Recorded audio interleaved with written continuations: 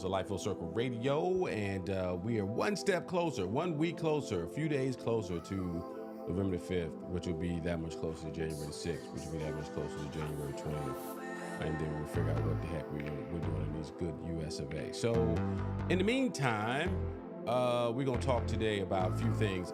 So, the Vance Walz debate happened right after last week's show, so we'll talk a little bit about that. I probably forgot about it. Jennifer Hudson and Kamala, there's some conversation going around that. There's a situation with someone putting in veneers here in Atlanta and they got hemmed up and got some federal charges. Did y'all see about the situation out in Colorado, the election person who got 9 years? She thought she wasn't going to get nothing. She got 9 years out there for trying to steal the last election. So just telling your kid, might as well pull that out. So we're going to talk about it. We're going to talk about it. And Kamala Harris went on the smoke. She's doing a tour around these different shows that you probably never would have seen her do before. She's doing all in smoke podcast. She did Who's Your Daddy or some podcast I ain't never heard of. It's a track that really hits up women really good, hits that target really good. So we'll talk about that. Cissy Houston, John Amos are now amongst the ancestors, and so we'll talk about their impact as well. All right, so catch us on all of the social medias. As we always show you, we're now live on YouTube. We're on Facebook. We are on Twitch as we speak. Super producer. Welcome to Hurricane Central. Oh, and then there's that. Yeah, we got to talk about flour off my face. I just got finished frying chicken before I came. You got flour, you got grease. You look like you just stepped out of a scene from The Help. She taught that girl how to fry chicken. Whatever. I don't look that crazy now. Whatever. So another hurricane is you're in Tampa, Orlando. I want to always put you back in Tampa. You're from Tampa, but you're in Orlando. Yeah. But they're talking about this is going to be a direct hit coming across the central part of the state of Florida. And once again, like you said 2 weeks ago, why do y'all still live in Florida? I do not know, but go ahead.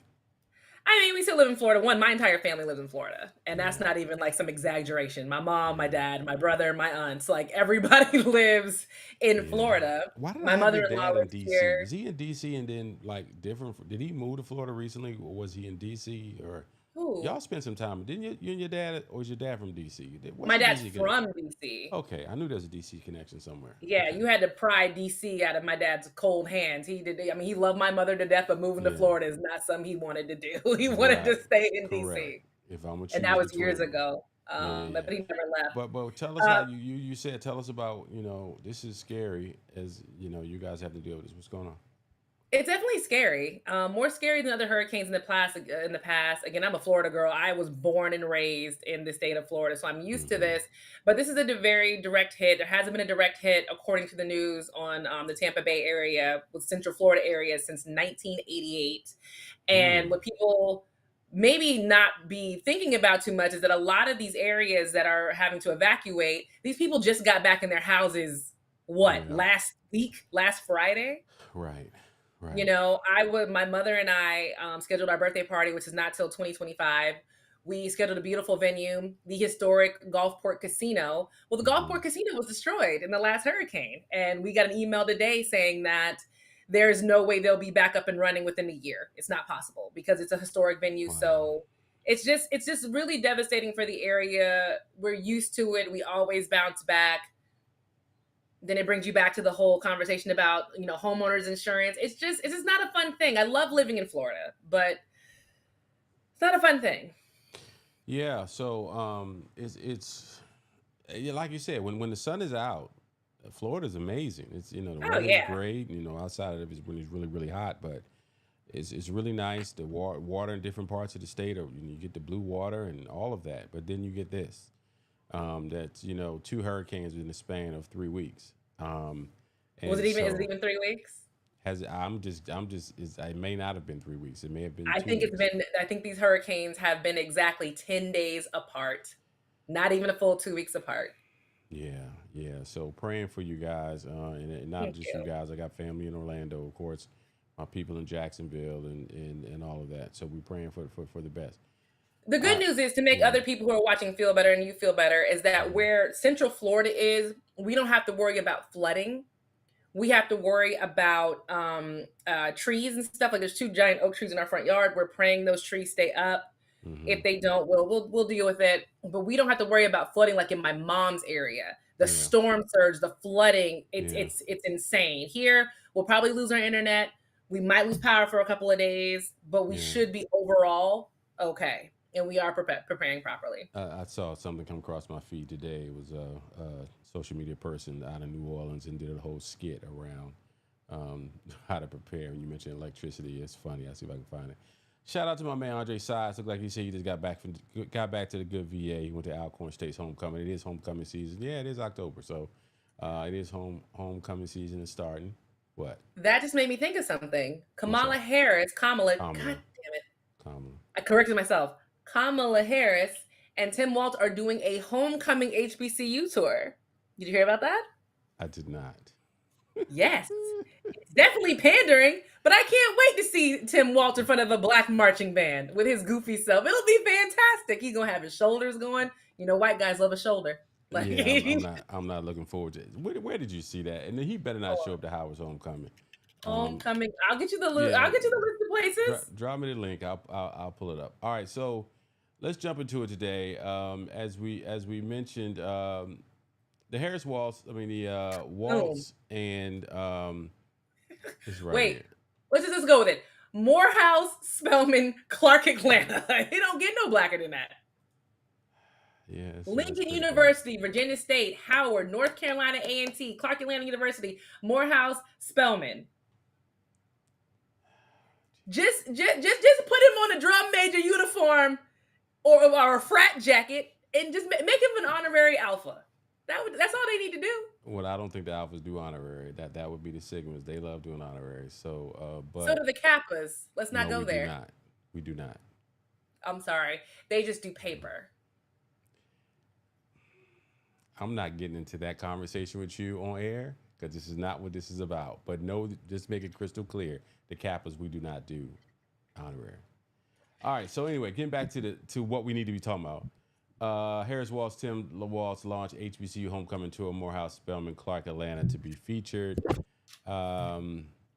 Hey, Winston-Salem State, Bowie State game. Yeah, it's the season though, because all of the homecomings will be happening in the next 3 to 4 weeks. Yeah. So, hey man, I think the last homecoming is it FAMS? Are we the last of the season or one of the last? When is y'all's? I know ours is always at the end of the month, like right before Halloween.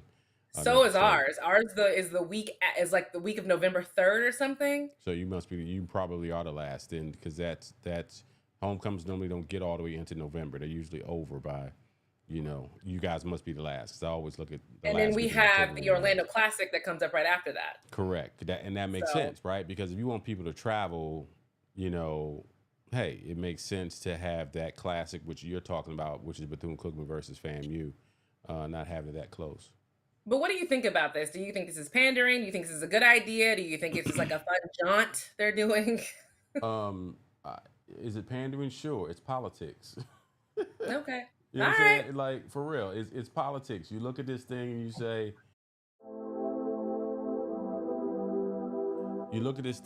you say, it's election time. This is a very key market that they're looking to touch, which is the African American market. So it is what it is. At this point, I just want whatever they got to do. If they got to dance on one leg and rub their bellies and rub the top of their head to get some votes, I don't give a doggone, man. I'm so, I'm seeing, and I mean, we talked about, I don't know if we talked about this on the air, off the air, but you were talking about how you weren't seeing any Trump ads.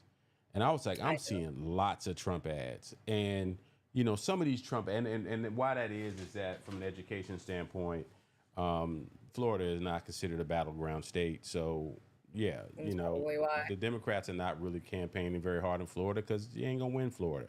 So they're focusing on other states. Georgia is a battleground state, so we see a ton of ads from both sides. And some of these ads we've seen, man, it's just heavy. They put this one ad in heavy rotation around supposedly Kamala Harris is going to give all criminal transgenders the right to get surgeries. And I said, golly, it's like there is no bottom for these people. there was he went back to the place where he got shot. Of course, it had the big old bulletproof glass and everything up, and it's at that point now. It's just Was like, that the one last weekend where they're saying was an unbelievable crowd or something crazy? man, who knows? It would make sense that a big crowd would go there Yeah. and want to be there, But at this point, it's just like, dude, there's no bottom with these guys. It's the one I think Elon Musk might have been there. Or at least Elon Musk was with him this past weekend, and Or he jumped up anybody and that's down like a still, stupid gorilla and just was just weird. I'm just telling you guys, man. If I see any of y'all in cyber trucks, I'm judging you. It's hard enough for me to see people who are still tweeting or Xing, whatever the hell they're calling it. But if I see you guys, this guy's out here doing what he's doing, and you out here buying cyber trucks and putting $150,000 in his pocket, I just like, man, y'all. But you know what's funny? I was talking to a gentleman yesterday who was hanging out, and he started talking about the election and everything, and it was amazing to me how much he wasn't really in tune with what was going on. And we just assume, because we talk about this all the time, that everybody understands what is going on and how dangerous and how important this election is. And it's a bad assumption. There's a lot of people who don't care. They think it's just a regular old election. And I'm sitting back like, Jesus Christ. It is really more serious than these people realize. But hey, it is what it is. It is what it is. So, I mean, let's talk about something that's a little bit more lighthearted. Well, that's a horrible way to say this, but I mean lighthearted, meaning we can talk about happy memories of the very famous actor, John Amos. John Amos. Okay. The reason why I'm saying it like that, guys, because I keep saying John Amos, like John Stamos, which is not correct. It's James Evans, a.k.a. James Evans from Good Time, a.k.a. The daddy from Coming to America. Right, that was another meme that was going around that, in that scene, now both of those daddies are gone from Coming to America. But the biggest part of this story, outside of prayers up for John Amos, who's one of our legends, he was deceased for 45 days before we knew about it. Yeah. And the story around that is supposedly, I guess, his relationship with his daughter was estranged, and whoever it was that was his caregiver. So, supposedly his last wishes were that it wasn't made public because he didn't want his daughter to turn it into a circus. I just look at this stuff and it's heartbreaking.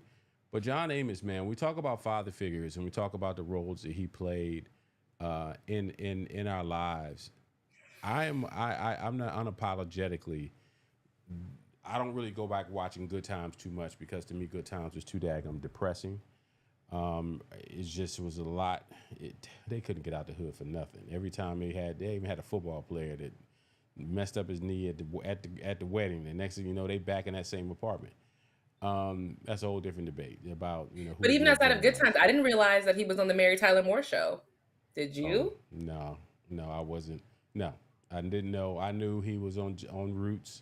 I knew he was in obviously Good Times. And I don't know why I'm trying to know that was not a connection. The connection I was trying to think was Good Times a spinoff. It was not. It was a part. The Jeffersons were a spinoff, not Good Times. He was a football player for the Broncos in 1964. Yeah. And then he went on to become an actor. He played Gordie Howard, the weatherman, the Mary Tyler Moore Show. Okay. Then he went on to be on Good Times from 1974 to 1976. And even with those only 2 times of him being, 2 years of being on the show, he had a huge impact. Again, when Florida Evans was going to do this show, they were going to have her as a single struggling mother in the hood. Right. And she told those people, absolutely not. I'm not doing this as a single struggling mother. And John Amos came on and played her husband. And that was such a good thing to see a father in the home. Yes, they were in the hood, but they were surviving, trucking and surviving. Good times. So anyway, I'm gonna save you because you were super young. So and I don't know how many of these reruns you used to watch. I wasn't even alive yet. Exactly. So John Amos's character was killed off of Good Times because of his strong stance on African American imagery and fatherhood.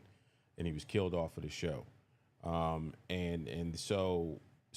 there's that. He was known for being very, very strong in his convictions about a lot of things. And so, his probably second most famous role was as Mr. McDowell in Coming to America, which is a classic film in Yes. black culture. He was in some of those '70s exploitation films. I want to say Uptown Saturday Night, which had Bill Cosby and Sidney Poitier. I believe that's the one that he was in. If I'm wrong, somebody drop it in there for me.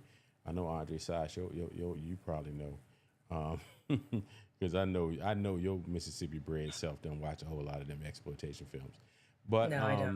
no, John Amos was and I want to say, which I did not really pay much attention to because I wasn't a big fan, but I think they said he was in Die Hard as well, the Die Hard films with Bruce Willis. I think he was in. Was it? Or was He was in it? the West Wing. I didn't realize he was in the West Wing for No, so I know nothing long. about him being in the West Wing, but it may not be Die Hard. It's another one of those films that were pretty famous, and the only reason why people know about him, they think they know about him because of John Amos was being in one of those films, and I'm trying to figure it out. But anyway, much love to John Amos and his family, and so the situation where there was an issue going I on. hope his family is able to work out whatever drama they got going on because Yeah, it only taints his memory. Y'all may be yeah, thinking, "Oh, I'm just being mean to my brother. Me and my brother just fighting." No, but you're yeah, dragging it out for all of us and tainting the memory of someone who was an amazing actor yeah. who starred in films and had a huge effect on how He's an black men are icon. seen on TV. He's an icon. You're exactly right. He was a super a strong father figure to African American men and to families, and so the characters he played and the character he played, he played the older Kunta Kinte, right, in the Roots, and which is a very, very important role that he played, and so that's an iconic series. So rest in peace to John Amos. We won't forget him. He's everything about that brother exuded manhood, and so we say what's up to John Amos. All right. And the next Um, step we have to talk about to get out of the way is Cissy Houston passed yeah, away at the age of 91 years old. I want to say is how old that she was. yeah, And I'm this is gonna sound awful, guys, but I think you understand what I mean. I'm happy she's passed. I'm happy she gets to go be with her daughter and her granddaughter.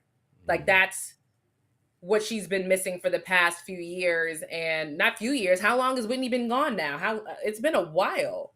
I want to say Whitney's probably working on 10 years. I don't know. I have to confirm that. And I don't think Bobby Christina was too far on the back end A of. year. It was a year to Yeah, the it wasn't too far. And Cissy Houston, you know, so you got the Dionne Ward connection. And so they're a long time musical family and they were really locked into the community. But anytime I hear music from Whitney or Luther Vandross or Prince or Michael Jackson, they were the '80s. They were the oh yeah. iconic figures. And the fact that all of them are gone, and the fact that Cissy Houston outlived both her daughter and her granddaughter by many years. I just can't imagine that. I can imagine with my three daughters, me outliving my kids, and in Yeah. addition to that, even your grandchild, like you outliving your grandchild Your is tough. grandchild. Now that's the part that I think is the Yeah, saddest. Her outliving her granddaughter, and yeah, it's a sad situation. But again, they're together again, and hmm it warms my heart to know that. And yeah, that's really all I have to say about it. Cissy Houston is a lasting memory, and people only hmm remember her as Whitney's mom. yeah. There's better memories of her that are a little bit more funny. Funny. Remember when she was singing backup for Aretha? Remember that? What about it? It was hilarious and unnecessary. She could have sat down somewhere and did something else, but she was a backup singer for Aretha Franklin. I'm sorry, maybe I'm the only person who finds that funny. Sorry, No, I my don't even bad. remember. I don't even remember that story at all. Like Okay. when was she a backup singer to Aretha Franklin, and why is it funny? I'm I gonna know send that's you the funny. video right now. Cissy Please Houston do. and Aretha Franklin, because she was singing "Rolling in the Deep" on whose show was she on? Here, here. Share this right now. Put it in the chat. Let me see if I can pull It's it in the up. chat. Pull it up. Hold up. All right. Oh Lord, and it better not be nothing that was altered that you trying to clown the queen. Why would I alter it? I'm not saying you would. Share it. Come on. Show the world. Somebody is, the ad got to run first. What is this? Skip. There we go.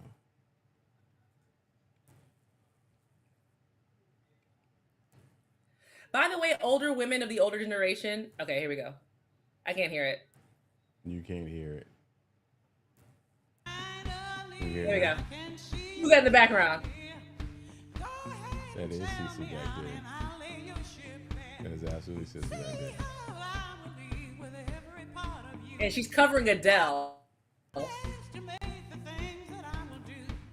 Listen, women of the older generation, y'all gotta start wearing brassieres. You gotta wear a bra, but can you wear a brassiere? I'd really appreciate it. Lift up the girls. By this time, Aretha was well. When is Cissy going? When are you gonna start? When is? Oh Jesus! Who else is back there? Who's singing a second? Wait. She's not even bopping with the rest of the background singers. She looks like she just tried. I don't think that's Cissy. Who do you think that is? I don't think that was Cissy. Once I looked at it, I was like, "Is that Cissy?" Are you okay? I'm not doing this with you today. We're not gonna. So okay, well, R.I.P. Cissy. Let's move on to the next story. What do you want to talk about next? Let's stick with. So let's talk about Kamala Harris and her media tour. We didn't finish talking about that, and I want you to tell me because you seem to know about.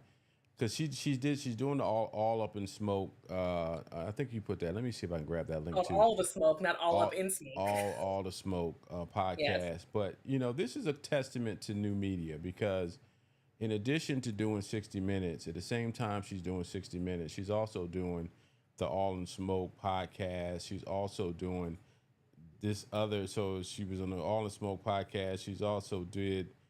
This Call Her Daddy faces backlash over propaganda Harris interview.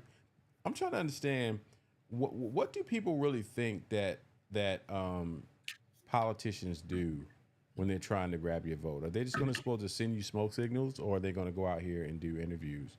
Well, even funnier, people were criticizing her about not doing interviews, and she's being hid by her team, and now she is doing interviews, and now it's she's pandering and propaganda and this and that. Well, there's never going to be a winning for Kamala Harris because Trump was doing the same thing. The winning will be November the 6th if she wins the presidency. After that, absolutely, which I do feel she's going to win.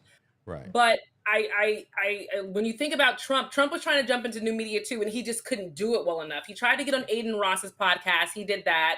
That was a weird, good combo that didn't get the best reaction. You don't know who Aiden Ross is, and you are not meant to, so don't worry about it.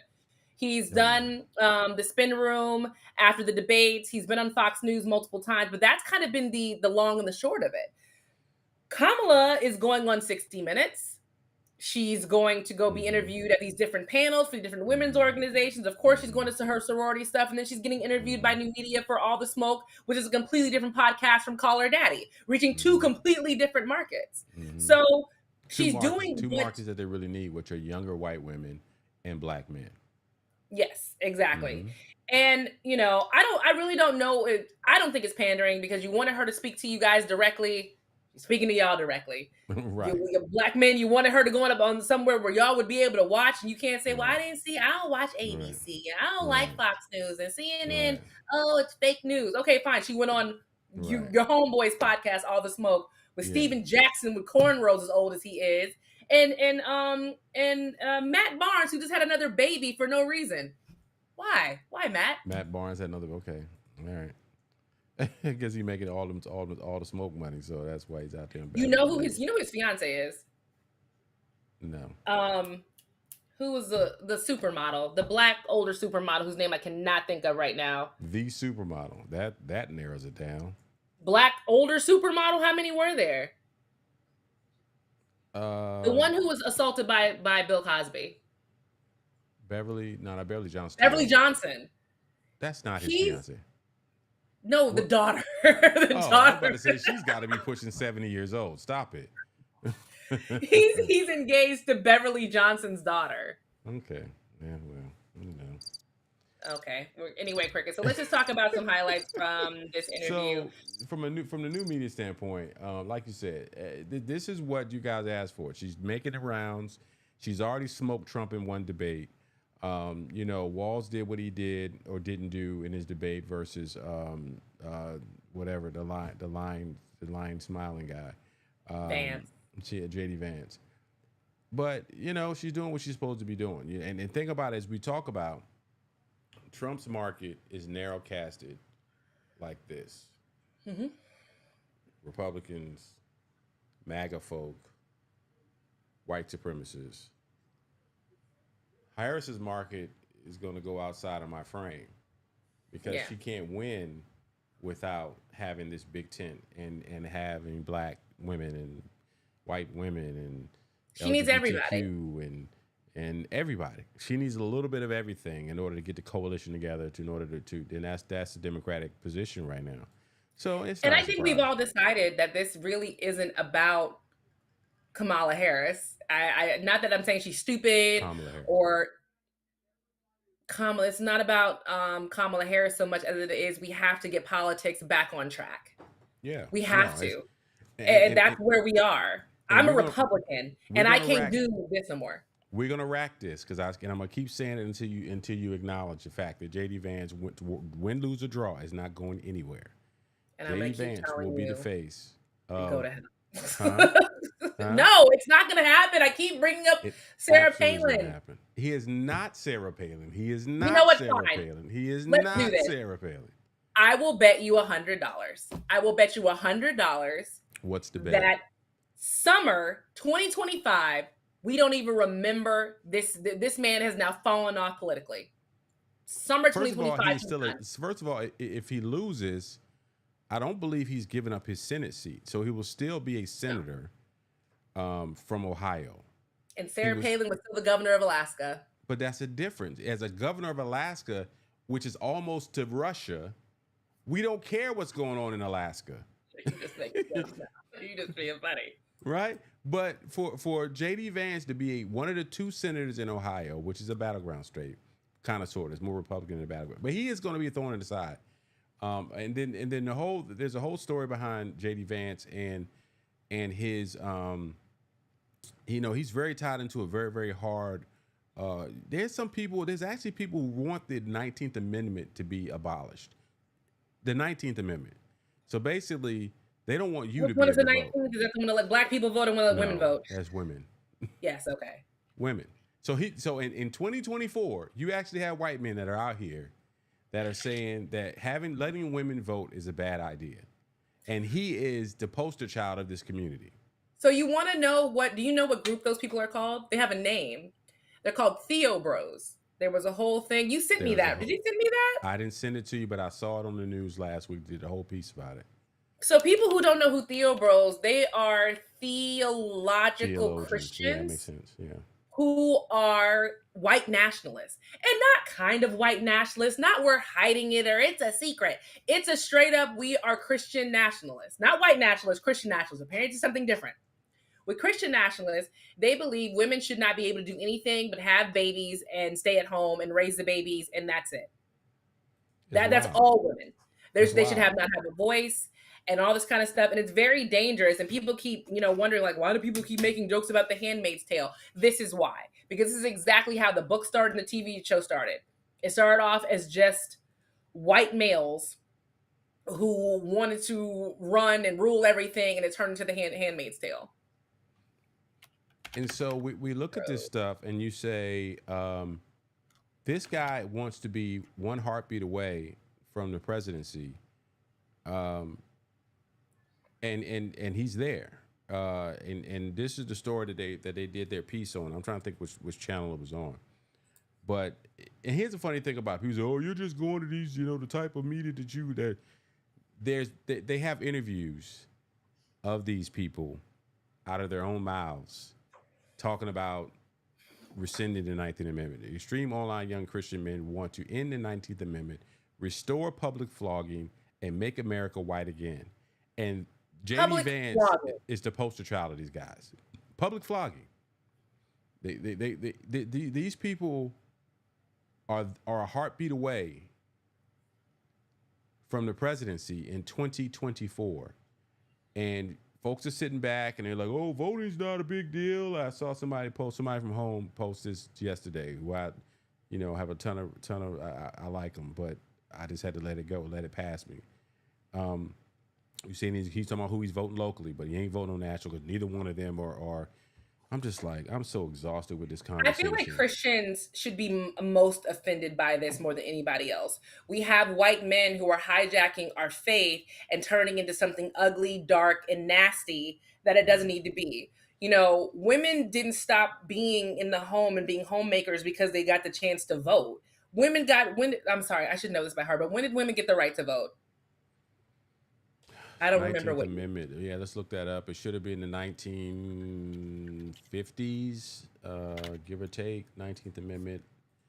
19th Amendment year. The 19th Amendment passed in 1920.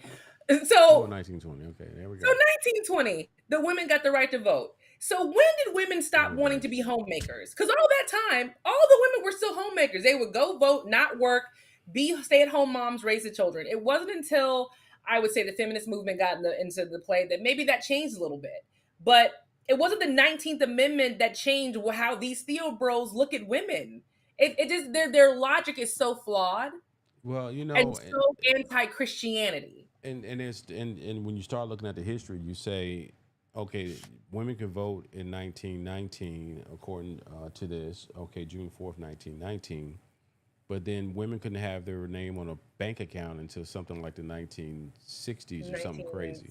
ooh, it might have been later than the 60s. And so so in essence, what they love about that is, even if women could vote, they didn't have control you know over anything. It was truly up to them following the Women marching couldn't orders. have credit cards until 1974.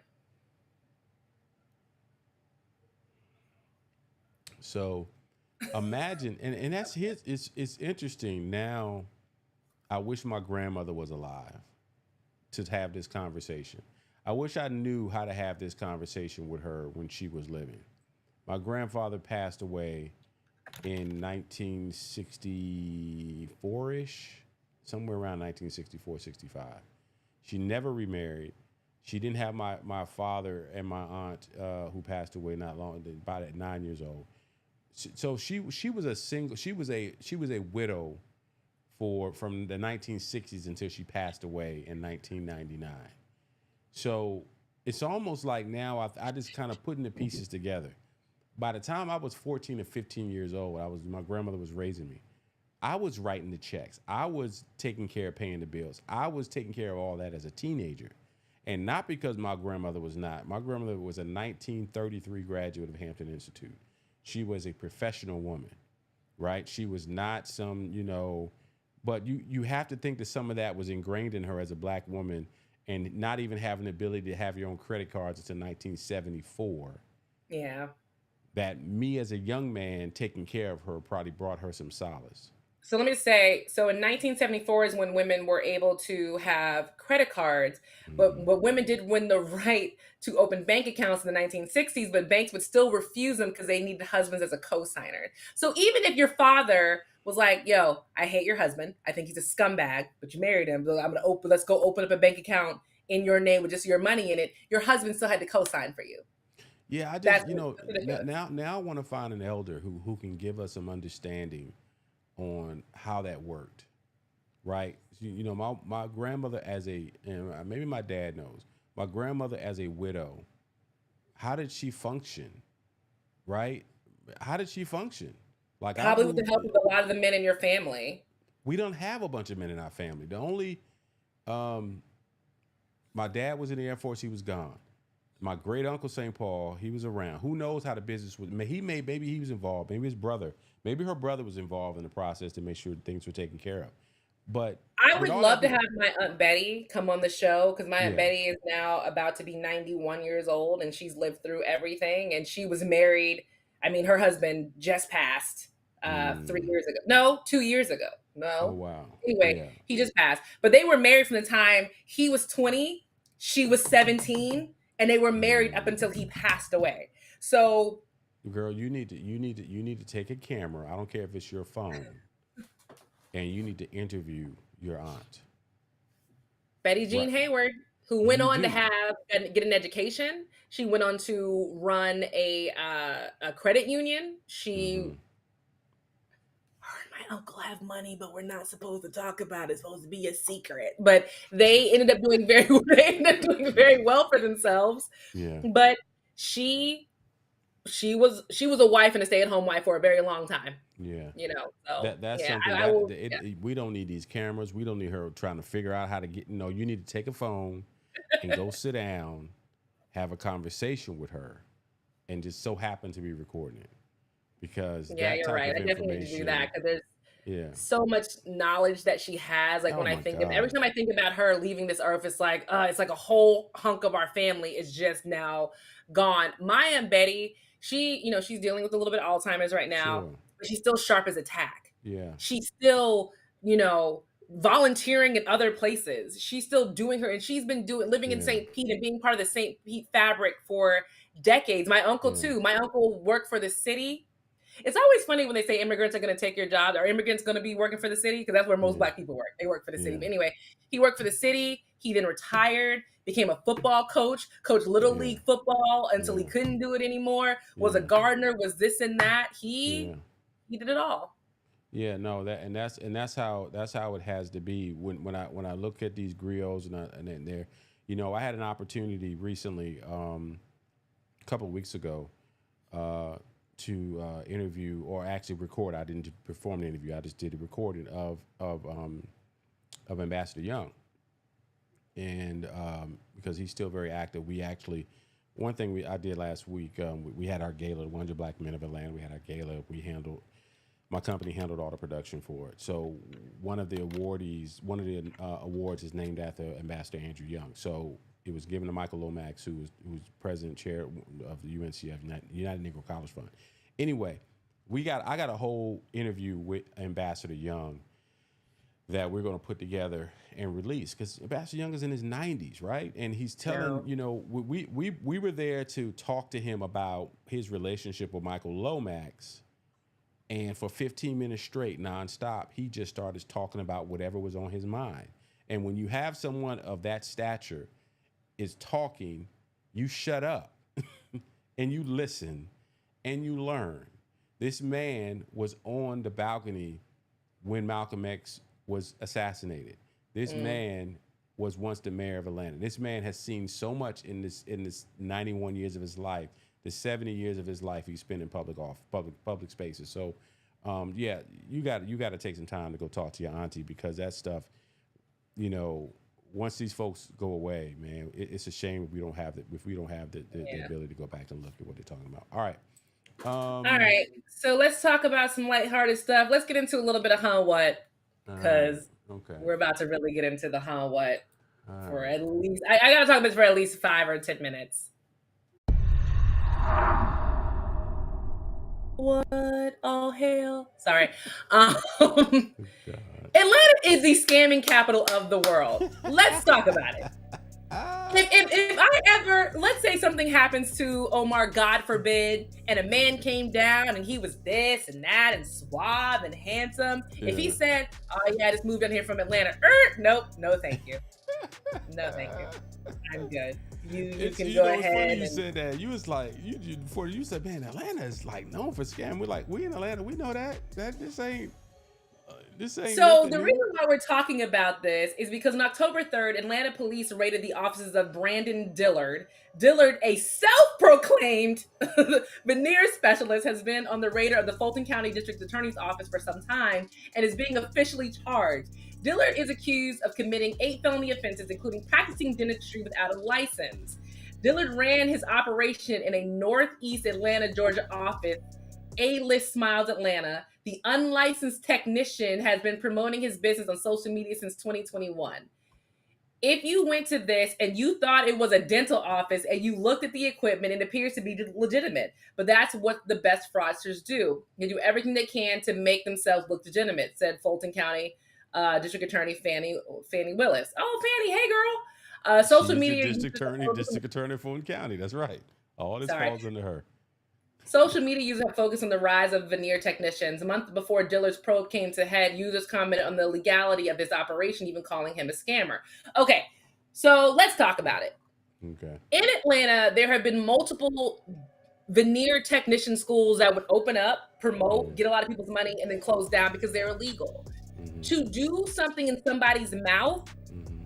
to be a dentist, or you need to be a certified dental technician. That's just the long and the short of it. So for these people to go to him and he has no certifications, no license, he didn't go to dental school, he just, I can make your teeth good, look good. And I've seen some of the dental work he's done. Why y'all got train tracks in y'all mouth? Why y'all got giant chiclets in your mouth? Wait, remember that boy who had that one big tooth? Were you the Yeah, that was hilarious. Man, I am not surprised with anything that I see in Atlanta. I'm just not, man. Atlanta, I love this place. I really do. But you got to know where to fit in. The other stuff is entertainment. Stop Go trying to to the fit in dentist, over. y'all. Stop You trying to guys, fit in over there. I think people underestimate how important dental care is. If you have bad breath in your mouth, like really, really bad breath, that's not your teeth are bad. That could be something internal, and your dentist, usually the person who identifies, like, yo, this smell in your mouth is not something I can fix. Yeah. It seems to me like you have something going on with your heart, maybe, or your lungs. You need to go see your internal medicine doctor. You're right. That could be a whole that's how array of important things. dentistry is. Yeah, stuff stuck in your gums, your teeth, your gut. Your body has, anyway. And so Who goes to a veneer specialist instead of just going to the dentist? It's like people in Atlanta. People in Atlanta. They come here and think about it, like, who's gonna go get their grill done by somebody who doesn't really, and they do it all the time, man. No, they do it all the time. This happens all the time in, like you said, in Atlanta.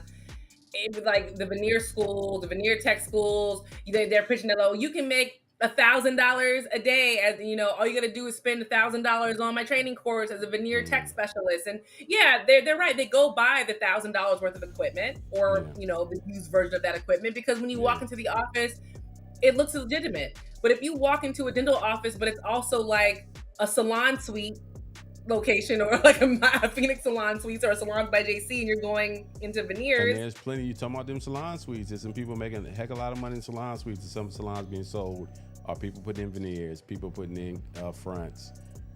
You got people out here who are getting diseases in their eyes because of people putting the lashes on, and they're not cleaning it like they're supposed to. And you got Also, ladies, you guys getting these lashes that look like spider webs on your eyes, no one finds this attractive. No one finds this is a good look. All you do is you put your eyes in danger, you look dumb, and you look dumb. So there's that. You just pulled a Trump. You look dumb, and then you look dumb. All right, so that's the next thing on the list is Red Lobster. Their new CEO is 35 years old. Black man, yeah. I didn't see that. TikTok. TikToks of customers stuffing their faces with $20 endless shrimp, more than 100 restaurant closures, and thousands of layoffs. A revolving door of CEOs in Chapter 11 bankruptcy. Damola Adamakulan, the new chief executive officer of Red Lobster, is taking over a chain in turmoil, and he's only 35. Well, here's the thing. They love to bring black folks in when there's a mess, and have black CEOs come in and clean it up. And then once it's cleaned up, then they say, oh, we don't need you no more. We're going to get his job to somebody else. And so, but Red Lobster, there were stories around Red Lobster and the overall product, and something about the company that bought Red Lobster was actually more wanted the real estate, and they had the shrimp company. The reason why the food was getting worse because they were putting out bad product, trying to bring down the value so they can sell it. There's a whole lot of nonsense. We start America, man. Well, Red Lobster was bought by Darden, the Darden Corporation. Recently. Are you familiar with the Darden Corporation? I am. Okay, so it's not like it was bought by some slipshod people. Say again? Well, no. Just because they're wealthy don't mean that they ain't shady. That's a different conversation. But anyway, so I ain't been to Red Lobster in years. I heard the food's not terrible outside of the biscuits that will always be amazing. But here's the thing: the marketing was bad. Instead of Red Lobster staying how they were in the past, kind of a classier restaurant that the price point, I want to say it wasn't mid-level, but it was a little bit higher up than mid-level. You know, you get what I'm saying? It wasn't fine dining, but when I was younger, you dressed kind of nice to go to Red Lobster. If your parents said we're going to Red Lobster, you're like, oh my God, like we did good at Friday, we're going to Red Lobster. Now with their whole kind of all you can eats and endless this and endless that, you can't keep up with that kind of market with seafood. Seafood's expensive. You can't keep your doors open with that. And I want to know why they got away from just being the type of restaurant that we all grew up with. It's like the Olive Garden. The Olive Garden used to be something you did on Sunday after church, and it was a nice restaurant. Now it's none of that stuff is what it used to be. Just in our community, Old Charlie's, which is another one of those type of restaurants, torn down, and they're putting in a Raising Cane's. So you don't know about Raising Cane's? Chicken spot, very fast growing, fast service chicken spot. I gotta look on my restaurant tour list again because in franchising, not, I've heard of it, but I've not. What's happening is now that category you're talking about, which is Red Lobster and Applebee's and Bennigan's and Chili's and all of that, they're not separated from what we look at like Chipotle or Panera Bread, or people don't look at it as being different. And that's why you see the Applebee's advertising $10 and $12 burgers and meals and stuff. I saw Applebee's advertising here in Georgia $1 cocktails around holidays. How are you advertising $1 cocktails? Y'all are that desperate to get people drunk and sell them. That is really cheap. Sad. That's really desperate. $1 cocktails. You're advertising some $1 cocktail, Halloween cocktail. You're trying to get people in the door. We don't have the patience. This generation behind us don't give a doggone about sitting down in nobody's restaurant, and it's important like that. It's just not how they consume their lives. So, well, here's the thing. Well, do you and Tracy still go to mid-range sit-down restaurants? Maybe not at Applebee's or Red Lobster, but because like me and Omar, our favorite restaurant is a sit-down restaurant here. It's not a high-end restaurant, but it's called Salt Shack. We take my mother-in-law there. We've gone several times. We really enjoy it. Mm-hmm. And it's a sit-down restaurant, and it's a chain. It's a small chain, but it's a chain. So my wife, we've been together for 18 years, married 16 next week. We've never gone to a TGI Fridays because of one incident. My wife, once you mess up with her one time, it's a wrap. Some about some report of a dirty mop water. The place smelled like dirty mop water. And one Friday she walked in. Now all Fridays in America got dirty mop water floors, so we don't go. The only place that we'll go, here's the thing about Atlanta, we usually go to local owned. Yeah, restaurants. Atlanta's different. Atlanta's got a good, decent local food scene. So it's decent, but there's enough of them that we don't have to really go to chain. The only chain we'll go to is Longhorn because they have a pretty decent steak. Other than that, no, we don't do and she's already, the kids are so young, they haven't even grown up in it. I took them to Applebee's, went home, and they came home and told my wife, can you believe Daddy took us to Applebee's? Y'all had never even been to Applebee's, and y'all was already down on Applebee's. Now, mind you, the experience, the food is trash now. It used to be decent now. Oh yeah, Applebee's I go with the babies because they ain't got no taste buds. They don't really care. Like if I'm coming from St. Pete to see my mom, I'm always like, let's just stop at this Applebee's. They can have some fries and some broccoli. That don't even go together. I'm gonna get me a Long Island, play on my phone, and then we gonna get on the road and they nap. That's the plan. Bad. I had to give it to my wife on that one because I was just like, she was out of town or something. I said, I'm gonna take these kids to Applebee's. I took them to Applebee's. I was like, oh my God, this is terrible. But even funnier, I'll wrap this up really quickly. Even restaurants that aren't chains. Remember the Guyanese place we took you and Tracy to? That was really good, yeah. So that restaurant now is charging so many fees to patrons, we can't even go sit down because a bill that normally would have been $120 has now turned into, oh, you're using a credit card? We charge you for the credit card. Oh, we count your babies as adults, so we're charging you for a $5 table. That's an extra fee. Automatic gratuity is 18%. We went to dinner with my father-in-law. The bill came to $300. That's ridiculous.